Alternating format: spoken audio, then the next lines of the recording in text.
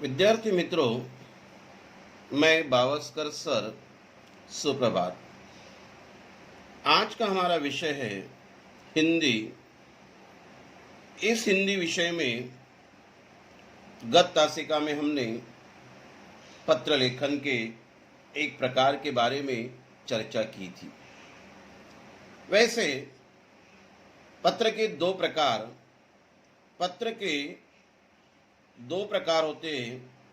एक होता है औपचारिक पत्र और दूसरा होता है अनौपचारिक पत्र।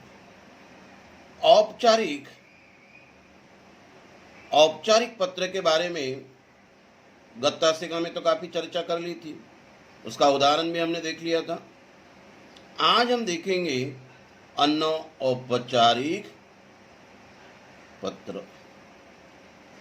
अनौपचारिक पत्र का प्रारूप ढांचा कैसे होता है, इसकी जानकारी आज हम इस तासिका में प्राप्त करेंगे।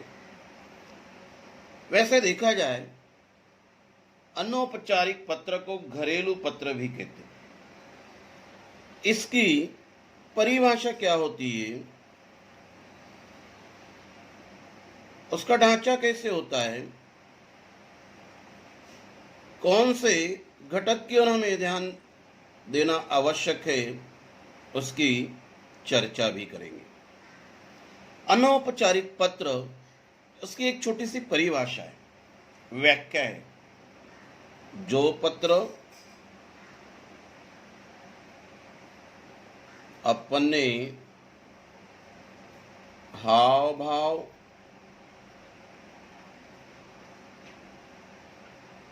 सुख दुख,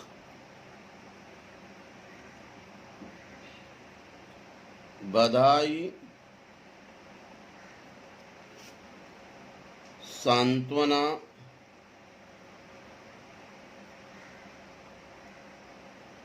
आदि व्यक्त करने के लिए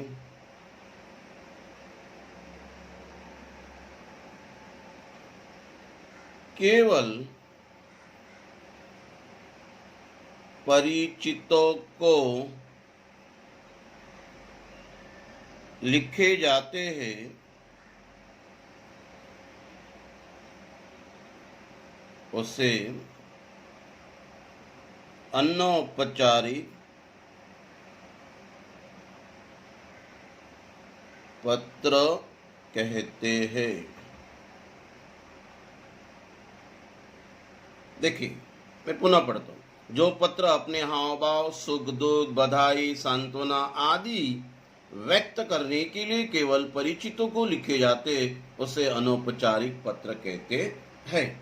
ये उसकी परिभाषा हो चुकी है।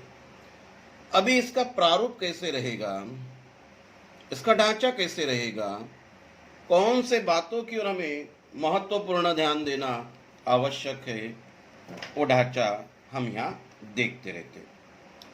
इसमें बच्चों, पहला आपको दिनांक लिखनी होती है।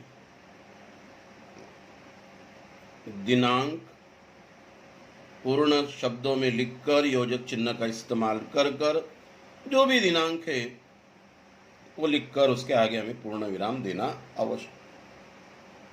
इसका एक उदाहरण हम लेंगे, चर्चा करेंगे। अभी केवल मैं आपको ढांचा दिखा रहा हूं। उसके बाद एक पंक्ति आपको छोड़ना है, फिर लिखना है संबोधन। कौन सा संबोधन है? मित्र को लिख रहे तो प्रिय मित्र, माता पिताजी को लिख रहे तो पूज्यनीय माताजी, आदरणीय गुरुवर्य, इसे हम कहेंगे संबोधन। उसके बाद जो होता है, नीचे की पंक्ति पर लिखना होता है अभिवादन। अभिवादन में क्या होता है, कौन से शब्दों से उसका हम स्वागत करते हैं। मित्र को लिखा जाता है तो संबोधन हुआ प्रिय मित्र, फिर अभिवादन बन जाएगा नमस्ते। नमस्ते लिखने के बाद आपको पूर्ण विराम देना है। फिर एक पंक्ति छोड़कर आपको लिखना पड़ेगा ईमेल आईडी।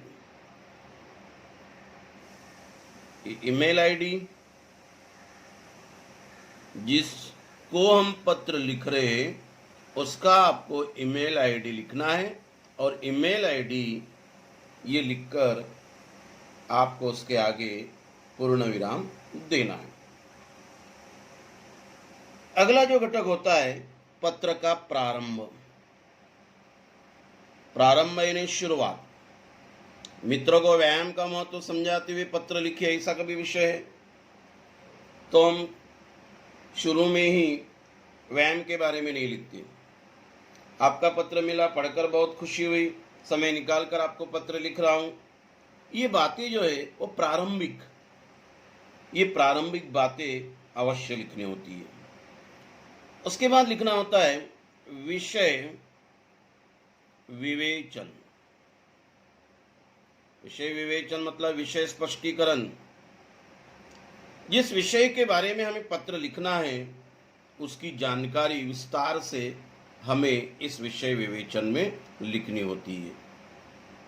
विषय विवेचन लिखते वक्त बच्चों आपको 3 से 4 परिच्छेद करना आवश्यक है। परिच्छेद का मतलब होता है पैराग्राफ। विषय बदल गया, प्रसंग बदल गया, आपको परिच्छेद करना आवश्यक है। प्रभाषा प्रभावपूर्ण चाहिए, योग्य विराम चिन्हों का उसमें उपयोग करना चाहिए। ये आदि बातें आपको ध्यान में रखकर जो विषय होगा उसको विस्तार से अच्छे से लिखना आवश्यक है। ये होने के बाद एक पंक्ति आपको छोड़ना है। उसके बाद लिखोगे आप आपका या आपकी। स्त्रीलिंग होगा तो आपकी। उसके आगे आएगा कॉमा। मित्र को पत्र लिख रहे तो आपका मित्र आएगा, आपकी सहेली होगा। जो भी जिस लिंग का इस्तेमाल उस पत्र में हो रहा है उसके हिसाब से आपका या आपकी ये लिखना आपको आवश्यक है। फिर जो पत्र लिखता है उसका नाम यहां लिखकर आगे पूर्ण विराम देना आवश्यक है। इस ढांचे में अगला घटक होगा एक लाइन छोड़कर, एक पंक्ति छोड़कर पता। जो पत्र लिख रहा है उसका पता लिखना है आवश्यक है। पहला टॉपिक होगा नाम। नाम जो रहेगा पूर्ण नाम लिखकर आगे पूर्ण विराम देना है। उसके बाद संपूर्ण पता यहाँ लिखना है। पता लिखने के बाद पूर्ण विराम देना है। अंतिम टॉपिक जो रहेगा ईमेल आईडी। Email ID. बच्चों ऊपर भी हमने एक ईमेल आईडी उपयोग में ली। अभिवादन के बाद जो ईमेल आईडी हमने लिखा है ये ईमेल आईडी जिसको पत्र जाता है उसका लिखना है। यहां जो ईमेल आईडी अंतिम जो होता है, जो पत्र लिखता है उसका ईमेल आईडी बनाकर लिखना है और पूर्ण विराम देना है। वैसे देखा जाए तो ये ढांचा आपको अनौपचारिक पत्र का प्राप्त होगा। पहला रहेगा दिनांक, उसके बाद रहेगा संबोधन, अभिवादन, जिसको पत्र लिखा जाता है